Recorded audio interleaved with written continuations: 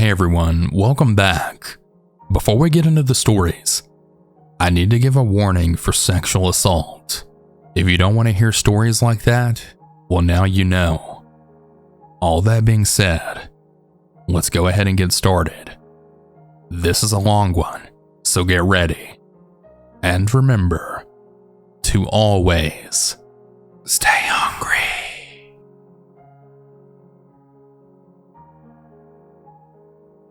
I used to drive semi-trucks for a living cross-country. My story takes place about 4 years ago. I had just turned 30, and I was really excited to go on this new adventure. I had just gotten hired at a company in Ohio, and I was the only female and the youngest driver. I would like to use fake names for discretion. Going into this job, I knew the type of attention I would get as a female driver, so I would almost never wear any makeup or wear clothes that could outline my figure. I'm about 5'6" and fit, so I was constantly wearing baggy sweaters and sweats. I just couldn't take a chance. I was only there to work, nothing more. Upon arriving to the facility, I had met the driver manager. Let's call him Winston. Winston hired me almost immediately. He was very flattered as well as surprised that I would take this job so far away from my home in California, but I wanted to work and make money, and frankly, at the time I was going through a breakup, as well as things with my parents that weren't alright, so I figured the farther away I was from home, the better. I'm very quiet and shy, and I always stay away from people, especially being out there all alone. Once the interview was finished, Winston had told me that he would rather pair me up for a month with another driver. I was a little relieved because I really wasn't ready to go out there by myself. At the same time though, I was a little concerned because I didn't know who I was going to be paired up with. I don't take too kindly to strangers. I was going through a lot at the time, and it really forced me to withdraw from people. I wasn't interested in making friends. I just wanted to work. So his name is Dallas, Winston said. He's gonna be the one training you. He's one of my most trusted drivers, and he's very good at his job. And honestly, I don't trust anyone else to train my new employees. Now you'll be okay, young lady. I promise you won't get any funny business with him. He then flashed his yellow grin. I then shook his hand as he held it out. For some reason, I'd felt an unsettling chill run down my spine.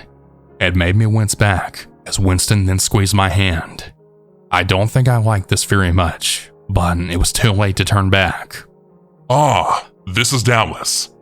Winston pointed behind me. As I turned back, I saw this tall man who looked to be about 7 feet tall and very skinny. My eyes then met his beady black eyes. He didn't look very friendly at all. Dally, meet your new trainee. This is Alicia, hollered Winston. Dallas never broke eye contact with me. He stuck his hand out, and as I then shook it, he pressed my hand firmly, and the same chill was back. Nice to meet you, sir, I said, but Dallas never said a word. He then let go of my hand, walked past me, and headed towards the men's room. I looked at Winston and arched an eyebrow. Don't worry, he'll warm up to you, he said, sucking in a cigarette. Yeah, so he's a retired sniper. He's a little grumpy, but he's harmless. A what? I asked in shock. Winston explained that Dallas was a retired sniper. I don't really remember if it was the Navy or the Army. I just remember that he was a vet. Handing me a $20 bill, he continued. He has PTSD. Yeah, the poor guy's really been through a lot, Winston said, reaching into his pocket. This is for your dinner. The company pays for it. Go back to your hotel room and rest, because you'll start tomorrow bright and early. I need you to be down in the lobby with all your stuff promptly at 6, said Winston, pointing at the hotel shuttle. Alright, you best be going. They'll leave you, he said, walking back into his office. The way back into the hotel room, I was a little afraid. I'm very grateful for his service, but I just couldn't help feeling a little uneasy. The look Dallas gave me, the way he pressed my hand, It almost felt like he caressed it. Maybe I was just overreacting and I was letting my own demons take control of me. This will be good, I tried to convince myself. But somehow there was still something dark about Dallas, and it seemed a little sketchy that Winston just handed my money for my dinner. Usually I give vouchers or coupons. Everything about it just gave me the creeps. But I tried to keep positive. That evening I was getting ready for bed. I had finished putting away all of my stuff, and I headed towards the bed. The hotel was clean and fancy. See, Alicia, nothing to worry about, I muttered under my breath. Yeah, everything's gonna be fine, I said aloud. Suddenly I was startled by a knock at the door. I glanced down at my phone to check the time. It's past 9 p.m. at this point. Who could that even be? I walked quietly towards the door and stepped inches away. I peeked through the peephole, and it was Dallas. What the hell? How and why is he even here? Alice! He called, mispronouncing my name. Come on, open up. I know you're there, he said. I exhaled. I then noticed that I hadn't hooked the chain. I quietly hooked the chain to the door. As I cracked open the door, I had peeked my head. What's up? I said. Come on, let's go, he demanded. Where? I replied sharply. Dinner in Walmart. It's across the street, he said. It's late. We should probably go to sleep. No. Get dressed. There's a diner across the street and it's pretty good, he said. No thank you. I already had my dinner and I was just about to go to sleep. Look, calm down, kid. I'm not gonna hurt you. We're gonna spend a lot of time with each other this next month. It won't hurt to get to know me. You're gonna need winter clothes and boots. It's gonna be snowing out. And the boss said you only brought Cali clothes, and you're gonna get cold. Come on, he insisted. I looked down, and I let out a heavy gasp. Look, Dallas, I don't want to be rude, but I don't want. He cut me off. I'm your trainer, and you need to listen to me. I need you 100% out there. And if you're cold, you'll be unable to work safely. I'll be in the truck. Don't make me come up here again. Oh, and this chain here? He said, pointing at it. Yeah, it ain't gonna stop me. He walked down the hallway, and I shut the door. What the fuck just happened? I said to myself. I tried calling the driver manager, but he didn't pick up. I sat on the edge of the bed going through what just happened. Is this guy for real? Who does that? My phone vibrated, and I looked down to see a text from Winston. What's up? It read. I then proceeded to text him the whole incident that just happened. He then replied back with, just go get dinner and buy the things you need, because you won't have a chance once you're on the road. I honestly don't know why I decided to go. I put my shoes on, and I grabbed my thin sweater. My phone vibrated once more, and it was Winston again. Don't be so skittish. I promise you, Dallas is a solid guy. He's just very protective and he's always on alert. You gotta remember, he fought the war. I stared at the text and I thought it over. Maybe he really is a good person and I'm just being paranoid. As I was walking out the door, my phone vibrated. It was a text from a strange number. Hurry up, it said. It was him, Dallas. How the hell did he get my number? I rolled my eyes. Winston, I said out loud. Yeah, I'm really starting not to like that guy. I ran down the stairs through the lobby and out their door into his old Ford truck. Damn, girl, what took you so long? He fussed as he lit up his cigarette. Now, I'm a damn chimney, meaning I smoke a lot. We don't have a problem with that? He asked. I shook my head. Good, he said, taking a big puff. I could hear the cigarette burning. You smoke, kid? He asked. No, sir. Good, he repeated, breathing out the smoke and covered the entire truck. It was only a two-seater, so it got cloudy very fast. I gotta be honest, I lied. I hate cigarettes. I asked if I could please roll down the window. He gave a side eye as he lowered the window. "You're a bad liar," he said. I put my head out the window so I could catch my breath. "So, you hungry?" "No, sir, I already ate," I told him. "Well, then we're going to Walmart," he said, pulling into a parking lot.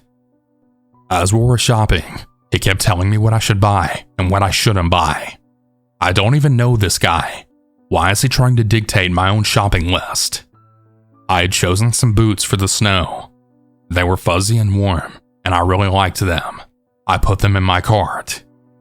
Dallas walked over to the cart, and he took them out to put them back on the shelf. I like those," I said. "We're going into a snowstorm, not a fashion show," he snapped. He then walked over to a pair of gray plastic boots that went knee-high. "These are your boots," and he put them in the cart. I didn't even say anything. I knew he was right, but he was just being so pushy, like he knew me or something. We went about 30 minutes shopping for food and water. He then drove me back to my hotel room. Right when I was about to close the door to his truck, he then said, "All right, kid, be ready by 6 in the morning. I'll be coming to get you." I took a step back, and I then said, "Oh, the shuttle's taking me." Dallas puffed a cigarette. "There's no shuttle at that time. The driver don't start till 9, but we'll be long gone at 6. I felt so overpowered, and I don't know why I just couldn't speak up. "Oh, and close my damn door. Damn, girl, what's wrong with you?" he shouted. I closed the door, and he sped off. I just watched him as he drove off, and I just kept thinking that it was never going to work.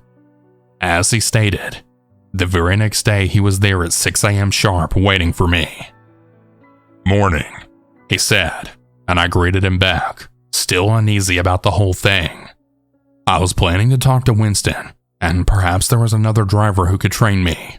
After all, the trip to the Walmart last night was very weird and creepy. When we arrived at the facility, the mechanic greeted Dallas. I walked past them, and I heard the mechanic start laughing.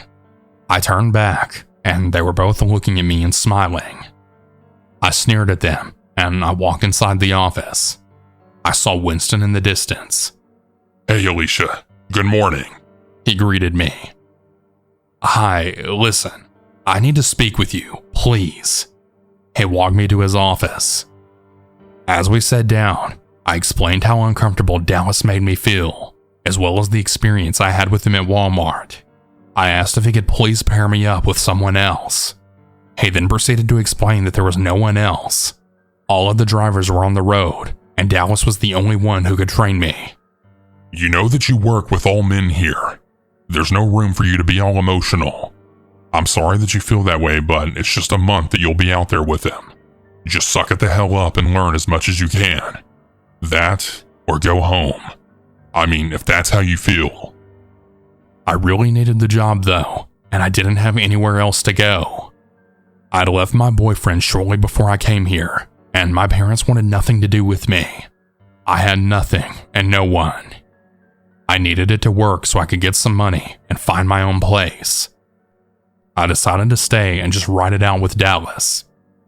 As I was walking out of the shop, I noticed that Dallas had taken my suitcase as well as my belongings into his trunk.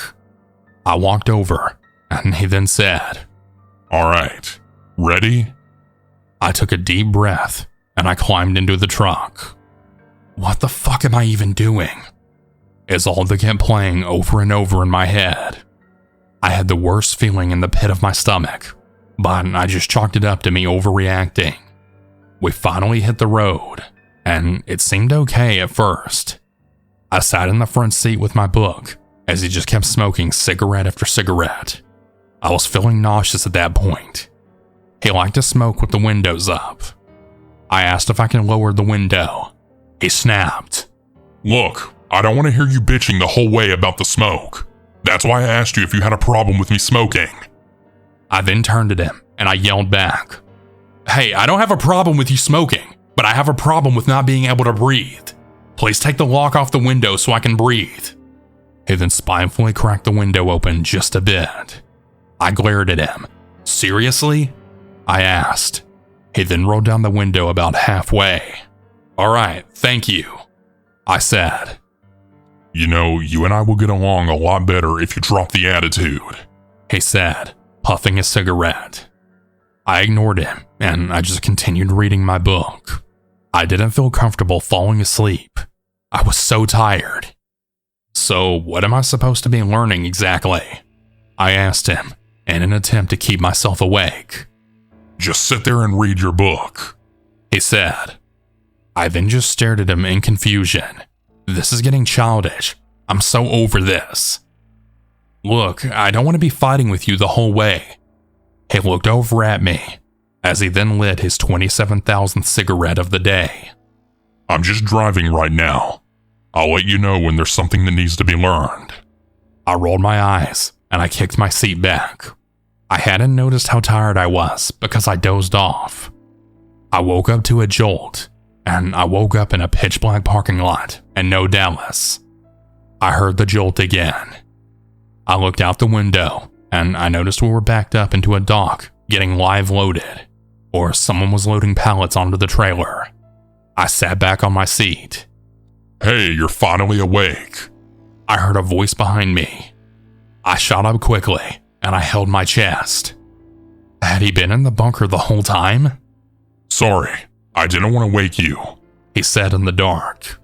All I could see was a cigarette burning in the distance. "I noticed a baby on the lock screen of your phone. Is it yours?" he asked, still unable to see him. I squinted in the dark, smoky mass. "No, he's my nephew," I replied. "Oh yeah? I love kids." He moved up to the front seat. "Do you mind?" he asked, reaching for my phone. I picked it up and I showed him the picture on my lock screen. "Can you please unlock it so I can see?" I hesitated for a bit, but I gave it. I unlocked the phone, and I took him to the album where I had all the pictures of my nephew. "Wow, just look at that smile. I have 4 of my own. Since I'm on the road, I like to see pictures. I tell my ex-wife to constantly send me pictures of them. Do you have any of your own?" I shook my head, and he looked over at me. "You don't really talk much, do you?" And I just shrugged at him. "Well, tell me something about yourself. Are you divorced? In a relationship?" He pried. "Look, Dallas, I don't really want to get into all that. I hardly know you," I said. "Well, then tell me about your nephew. What's he like? Tell me your favorite moment with him," he said, puffing a cigarette. I remained quiet as I then started to remember the last time I saw him. I mentioned that I had some family problems. It was hard to recall without tearing up. I hadn't seen my nephew in what seemed like years. I just closed my eyes and sighed heavily.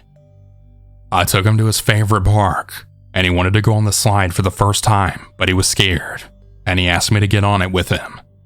I put him in my lap, and we both slid down the slide. He then laughed and giggled. "I've never seen him so happy," I said, as I then opened my eyes, which were filled with tears. I smiled softly, looking straight ahead in the darkness of the parking lot. I held on to that memory for a bit, until I then heard Dallas say, "Oh, that's you right there, isn't it?" I looked over as he then turned my phone sideways. I looked over just to see what he was looking at. My heart then dropped.